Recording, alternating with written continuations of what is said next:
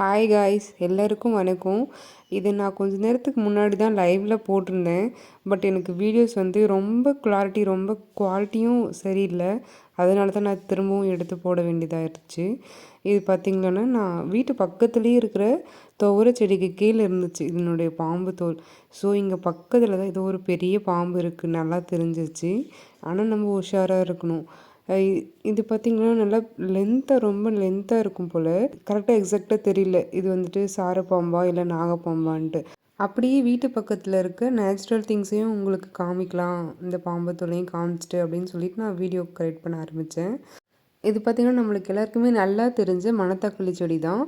இதில் என்னுடைய பழத்தை நான் பர்சனலாக எக்ஸ்பீரியன்ஸ் பண்ணது, அந்த பழத்தை நல்லாவே நிறைய சாப்பிட்டு வயிற்று புண் சீக்கிரமாகவே சரியானதை நான் நிறைய டைமில் ஃபீல் பண்ணியிருக்கேன். நீங்களும் அந்த பழம் கிடைச்சா சாப்பிடுங்க. அதனோட இலைங்களையும் நம்ம சென்னையில் அந்த சைட்லலாம் பார்த்திங்கன்னா கீரையாக கிடைக்குது. அதை சாம்பார்லேயோ பொரியல்லையோ சேர்த்து சாப்பிட ட்ரை பண்ணுங்கள். நமக்கு வில்லேஜ் சைடில் ரொம்ப ஈஸியாக கிடைக்குது. ஓகே, நமக்கு ஈஸியாக கிடைக்கும் அப்படின்னா நீங்கள் வாரத்துக்கு 2 முறையாச்சும் எடுக்க ட்ரை பண்ணுங்கள், நல்லது. இது பார்த்திங்கன்னா துவரை செடி. இதில் தான் நம்மளுக்கு துவரம் பருப்பு, சாம்பார் செய்கிற பருப்பு கிடைக்குது.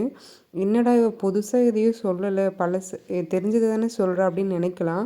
நம்ம வில்லேஜ் சைடில் இருக்கிறவங்களுக்கு எல்லாமே நேச்சுரலாக பார்த்து தெரிஞ்சிருப்போம்.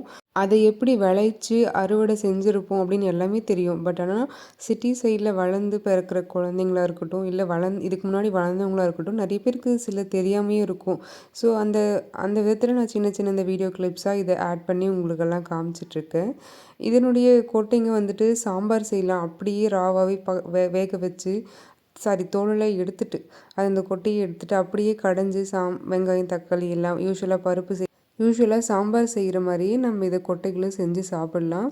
அதுவும் இல்லாமல் அதனுடைய கொட்டைகளை தனியாக வேக வச்சு தாளித்து சாப்பிடும் போதும் நல்லாயிருக்கும். இதில் கஷ்டமான விஷயம் என்னன்னு பார்த்திங்களன்னா, இது ஹார்வெஸ்ட் பண்ணிவிட்டு முடிச்சுட்டு அதை அறுவடை பண்ணுறது எல்லாமே ஈஸி தான். ஆனால் மகசூல் பார்த்திங்கன்னா எல்லா வருஷமும் ஒரே மாதிரி இருக்காது. இந்த வருஷம் ஓரளவுக்கு இருக்குன்னா அடுத்த வருஷம் சுத்தமாகவும் இருக்காது. அது மழையை பொறுத்ததும். இந்த முறை மழை கம்மி தான், ரொம்பவே கம்மியாக தான் விட்டுருக்கு. உங்களுக்கும் இந்த மாதிரியான எக்ஸ்பீரியன்ஸ் இருக்குது அப்படின்னாக்க கமெண்டில் சொல்லுங்கள். நீங்கள் எவ்வளோ அறுவடை செஞ்சுருக்கீங்க அந்த மாதிரின்றதெல்லாம். அடுத்து பார்த்திங்களன்னா நம்ம கொள்ளுன்னு சொல்லுவாங்க, அப்படி இல்லைன்னா உழுவல்னு சொல்லுவாங்க. இது நம்ம அந்த துவரையிலே தான் சைடில் விளைச்சிருக்கு. இது பார்த்திங்கன்னா மெயின்டெனன்ஸ் ரொம்ப ரொம்ப கம்மி. ஒரு 6 மாதம் நீங்கள் ஃபஸ்ட்டு விதையை மண்ணில் போட்டு ஒரு 6 மாதம் கழிச்சு பார்த்திங்கன்னா ஈஸியாக ஹார்வெஸ்ட் பண்ணிடலாம். இந்த கொள்ளும் தட்டாங்காயும் ஒரே மாதிரி தான் இருக்கும். ஏன்னா அதை ஹார்வெஸ்ட் பண்ணிட்டு அதனுடைய காய்களை நல்லா காய வச்சு ஒரு கோல் எடுத்து அடிக்கிற போது அதில் இருக்கிற சீட்ஸ் எல்லாம் வெளியே வந்துடும். ஸோ நம்ம அதுக்கப்புறம் அதை பிரித்து எடுத்துக்கலாம்.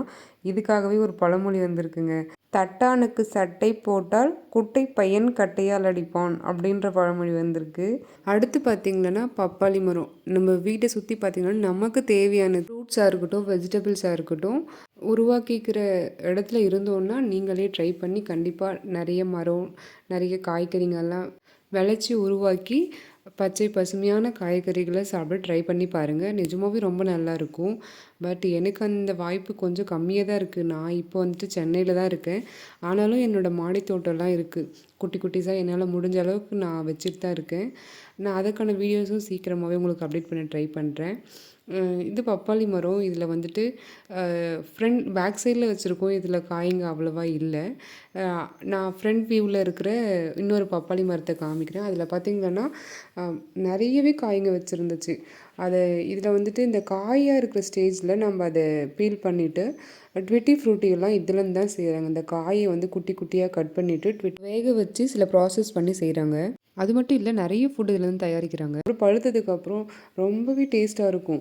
இதில் நிறைய வெரைட்டி வச்சுருக்கும். ரெட் கலரில் இருக்குது, எல்லோ கலரில் இருக்குது. வீட்டை ஏற்றாப்புல பூச்செடி அதெல்லாமே நிறைய வச்சுருக்கோம். ஆனால் வச்சுருந்தோம், சில இறந்து போயிடுச்சு. நான் இருந்தாலும் நிஜமாகவே மெயின்டைன் பண்ணியிருப்பேன் நல்லாவே. அந்த வீடியோ பிடிச்சிருந்தா சப்ஸ்கிரைப் பண்ணி லைக் பண்ணி ஷேர் பண்ணிவிடுங்க. தேங்க்யூ, பாய்.